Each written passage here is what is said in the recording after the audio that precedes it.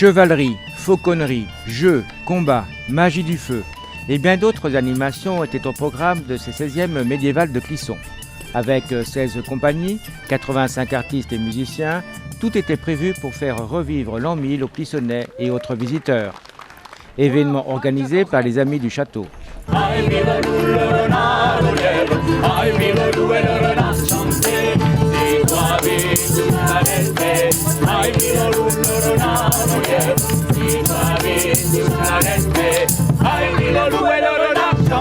Alors la ville de Clisson est heureuse de participer à l'inauguration de ce festival, cette 16e édition des médiévales organisée par l'association des Amis du Château. L'association des Amis du Château, c'est une association qui se bat depuis des années pour faire revivre le patrimoine de Clisson, qui a participé activement à ce qu'est le château aujourd'hui, le château qui est derrière vous, et également toute la vie d'autrefois du pays clissonnais. Nous avons avec ce festival l'un des événements majeurs de la saison touristique de Clisson, du pays clissonnais. Donc merci à eux. Je veux quand même dire que c'est à notre tour, à nous, de rendre à Clisson son patrimoine si riche, qui participe tant à sa qualité de vie et à sa renommée, et à nous de transmettre une ville riche de sa culture et de son ouverture aux autres. Et puis, dès maintenant, joyeux festival à tous, et comme nous sommes sur les marches de Bretagne et que le gallo est une langue qui était parlée au Moyen-Âge ici même, et encore dans certains recoins de nos campagnes, je vous le dis également en gallo, ça y est, jailleux, al médiéval à cette heure.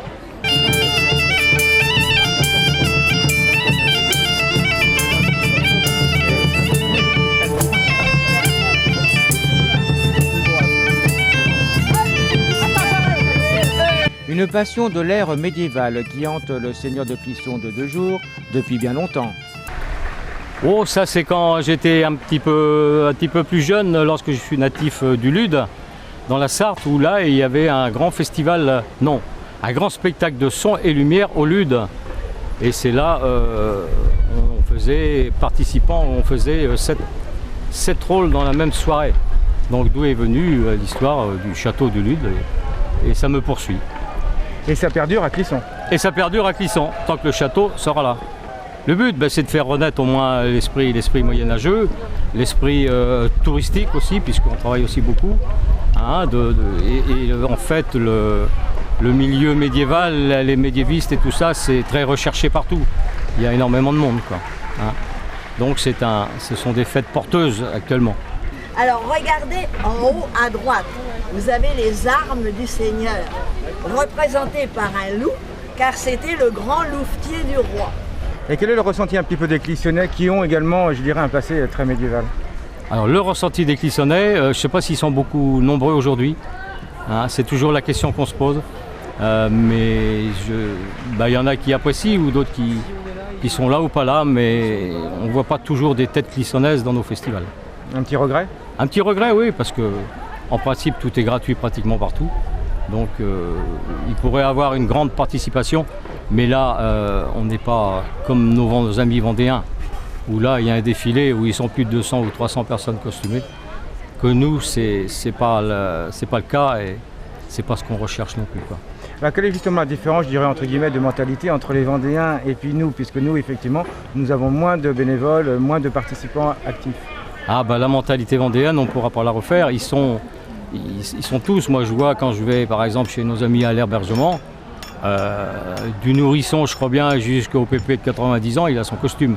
Ils ont tous chacun leur costume, mais quand on va au défilé, c'est important que chez nous, je sais pas pourquoi. Est-ce qu'il faudrait que nous, les amis du château, on fasse plus de propagande à travers Clisson? C'est pas évident, les gens restent un petit peu casaniers, un peu chez eux, quoi.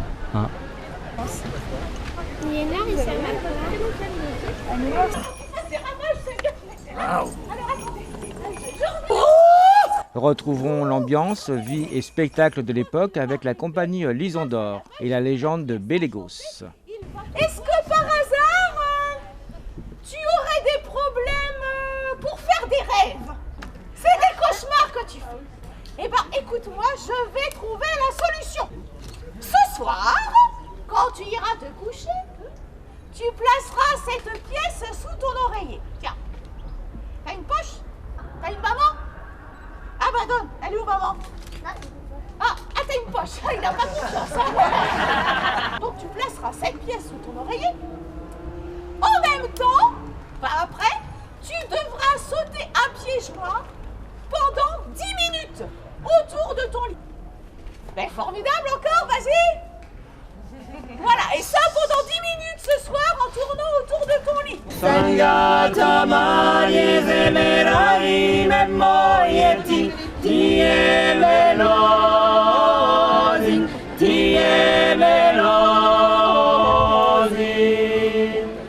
melose mishte mite mamoy levetel mashtina melose mishte mite mamoy levetel mashtina usilona zevirandi zemerai memoyeti tembanye geshte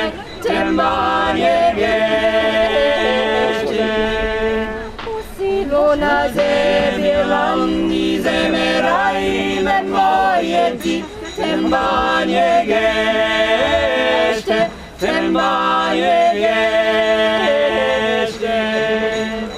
Les animaux étaient également présents, avec les faucons, les furets et les chiens loups d'Aquero. Donc ce sont des chiens loups tchécoslovaques, donc c'est une race très récente qui est issue d'une hybridation entre un berge allemand et un loup des Carpates. La première hybridation a eu lieu dans les années 55 en Tchécoslovaquie. Alors le but c'était de combiner en fait les atouts du loup, à savoir la persévérance, la résistance, la haute vigilance, l'endurance, avec les qualités du chien, dont principalement l'aptitude au dressage.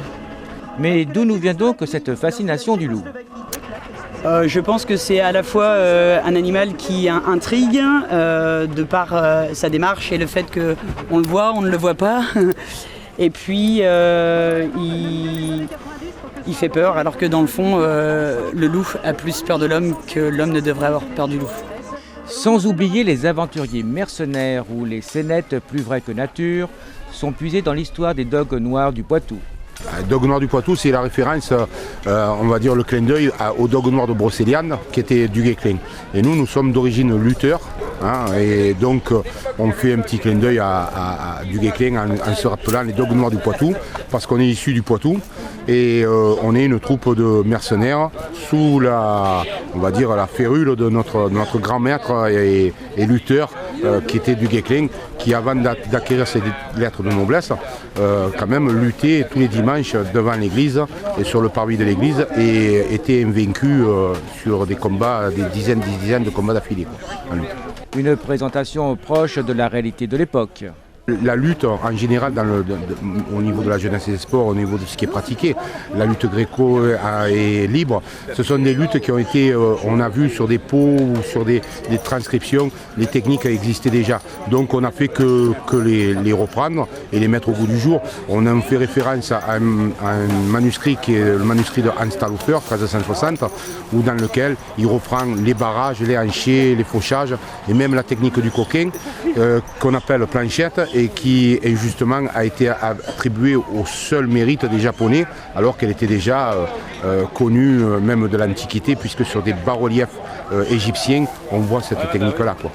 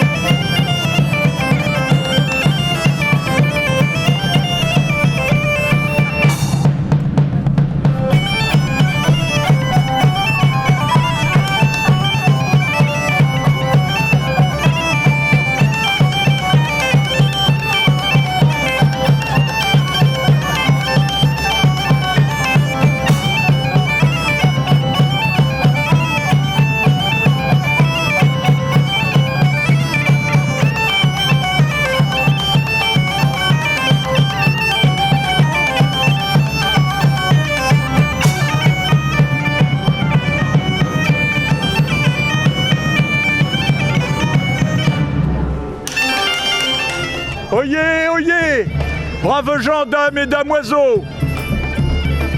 À 17h15 sur l'esplanade de l'Éperon, eh bien vous aurez le grand tournoi de chevalerie avec des aventures au galop et même des combats de joutes, voyez-vous. Allez, chevaliers, peuple de Clisson, encouragez-le! Écuyers, préparons maintenant la course aux quintaines. Chaque prétendant se doit au galop de mener et la lance en chantaine, de faire tourniquet sur eux-mêmes écussons et quintaines.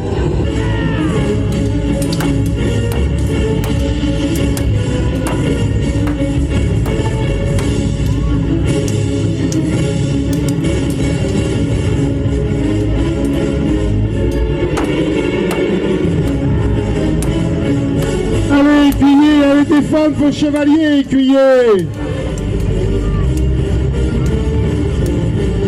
Encouragez-les. Encouragez-les. Peuple de Clisson, encouragez l'un de vos deux chevaliers, peuple de Clisson. Je veux vous entendre.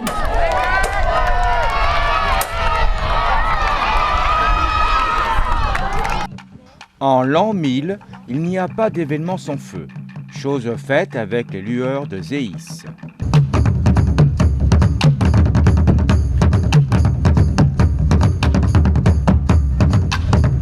Histoire du spectacle de feu.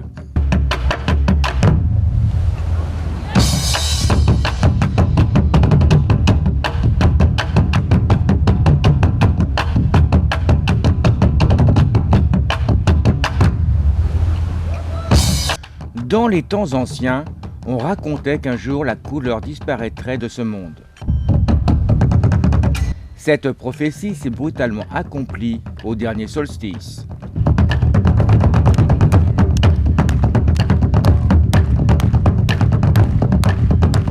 Une guilde est partie à travers le monde en quête de Zéis, la clé cachée qui, selon la légende, permettrait de ramener la couleur et la vie.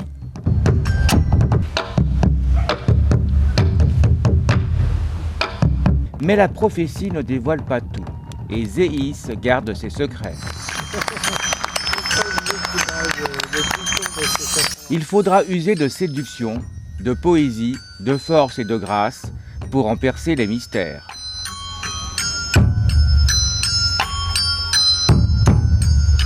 Sur des mélodies envoûtantes où le calme laisse deviner la tempête, les corps dansent, le feu rayonne et la couleur revient peu à peu.